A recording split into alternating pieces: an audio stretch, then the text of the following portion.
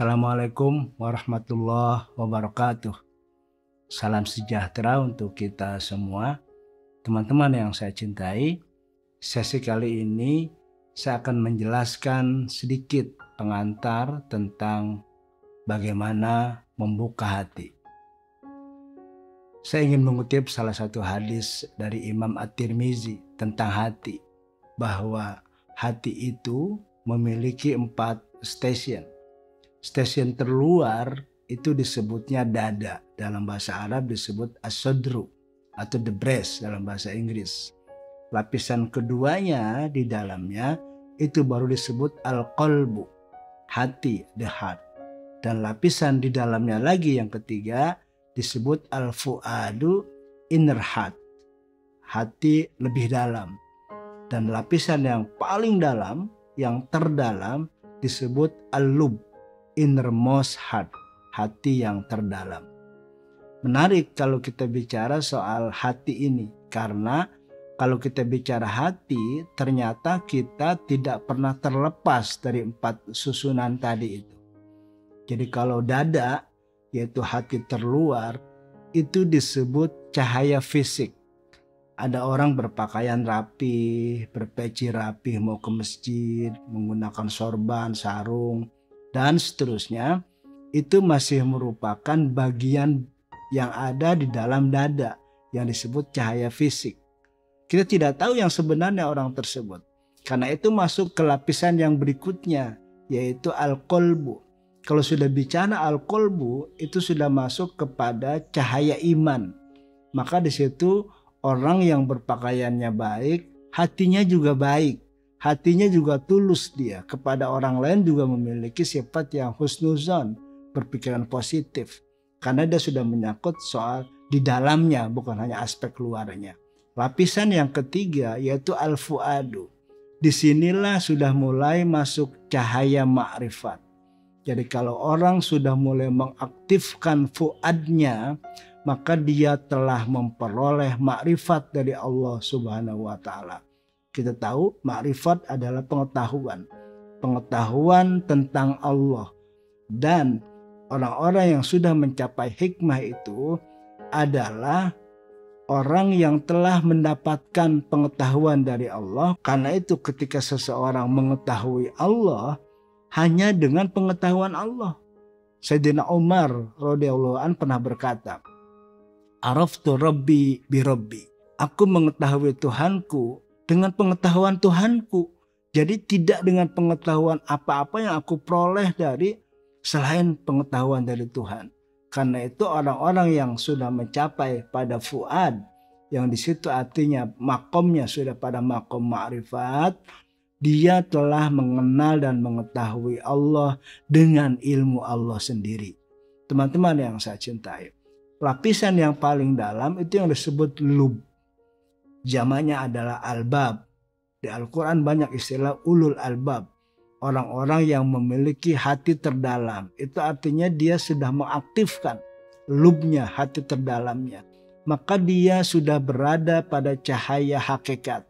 Kalau ma'rifat memiliki pengetahuan tentang Tuhan, kalau hakikat dia sudah menyatu dengan kebenaran itu sendiri, sehingga hidupnya sudah mencerminkan nilai-nilai Tuhan yang Maha Esa. Teman-teman yang saya cintai, bagaimana kita membuka hati supaya kita sampai kepada lub yang terdalam tadi itu? Banyak fasilitas yang Allah berikan agar kita bisa mengaktifkan lapisan terdalam dalam hati kita, yaitu lub. Pertama tentu dengan cara ibadah harian seperti sholat, seperti zikir, seperti berderma dan sebagainya. Karena semua yang kita lakukan tadi itu membuat hati kita sensitif, masuk ke lapisan yang lebih dalam lagi, sehingga lebih sensitif lagi. Nah, sensitivitas secara spiritual itu dengan cara melakukan ibadah-ibadah ritual pada tataran syariah, dan itu dengan cara memasukkan hikmah-hikmahnya, tujuan-tujuannya, hakikat-hakikatnya yang kita tangkap dalam hati kita, di dalam kedalaman diri kita. Dari mulai tingkat kolbu, fuad, sampai lub. Teman-teman yang saya cintai, Sebetulnya puasa salah satu fasilitas dari Allah, selain banyak hikmah yang sering kita dengar dari para dai dan ulama, adalah bagaimana cara membuka dan mengaktifkan hati kita ini. Misalnya, ulama sering membagi puasa itu kan menjadi 3 bagian. 10 hari pertama, 10 hari kedua, 10 hari ketiga. Kalau kita lihat dari sisi tema kita, membuka hati adalah sebetulnya puasa 10 hari pertama itu kita sedang melakukan penajaman aspek iman kita. Itulah kolbu kita. Karena sodr sudah di awal yang sifatnya dada. Orang yang masih ada pada tataran sodr tidak melakukan puasa dia. Orang yang melakukan puasa yang sudah memiliki cahaya iman yang baik. Maka fondasinya ada pada kolbun tadi itu. Jadi puasa 10 hari pertama kita sedang mengasah, membersihkan, melakukan penajaman sensitivitas kolbu kita. Sehingga kalau kita lihat puasa 10 hari pertama itu dilambangkan, karena ini proses keimanan yang kadang-kadang kita masih ragu, kadang-kadang kuat, kadang-kadang lemah. Itu dilambangkan dengan personifikasi Nabi Musa bertempur dengan Firaun. Jadi di situ aspek nafsu, aspek diri masih kuat sekali mengganggu seseorang yang sedang melaksanakan puasa di 10 hari pertama. 10 hari kedua kita sudah masuk ke dalam al-fuadu. Kita ingin mencapai cahaya makrifat dari Allah Subhanahu wa taala. Nah, simbolnya adalah pertemuan antara Nabi Musa dengan Nabi Khidir alaihissalam. Nabi Musa dalam tingkat kedua ini dipersonifikasikan sebagai syariah dan Nabi Khidir sebagai makrifat. Karena itu dalam pertemuan tersebut Nabi Musa banyak yang belum memahami tentang perilaku perbuatan yang dilakukan oleh Nabi Khidir alaihissalam. Karena Musa dasarnya adalah syariah dan Khidir dasarnya adalah makrifat. 10 hari terakhir sudah masuk ke dalam lub. Maka karena lub tempatnya hakikat, maka Nabi Musa berjumpa dengan Allah. Dan Allah menugaskan banyak hal kepada Nabi Musa. Bahkan dalam salah satu ayat Allah telah berfirman langsung kepada Nabi Musa. Itu sebagai perlambang bahwa Nabi Musa telah mengaktifkan lubnya dan memperoleh cahaya hakikat dari Allah sehingga bisa langsung berkomunikasi dengan Allah. Teman-teman yang saya cintai, jadi membuka hati selain kita bisa melakukannya dengan ritual-ritual yang selama ini kita lakukan, juga yang paling efektif bisa kita lakukan dengan cara berpuasa sebulan. Disinilah kemudian kalau sudah kita berpuasa 10 hari ketiga, kita akan memperoleh kemerdekaan. Kita akan memperoleh kesucian kembali seperti kita dilahirkan.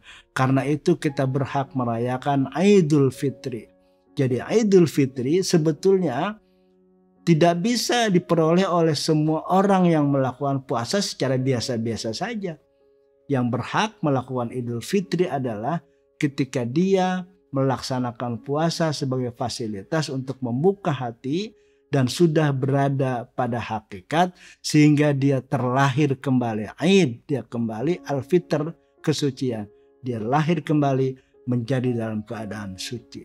Maka disitulah ruh suci Allah, ruh spiritual yang ditiupkan oleh Allah ke dalam hati manusia sudah mulai aktif. Karena ruh Allah itu adanya pada lub, bukan ada pada yang awal-awal tadi itu. Hal ini yang kata Allah, orang tersebut yang bisa menampungku karena ruhku itu kutiupkan ke dalam lub hati hambaku yang beriman.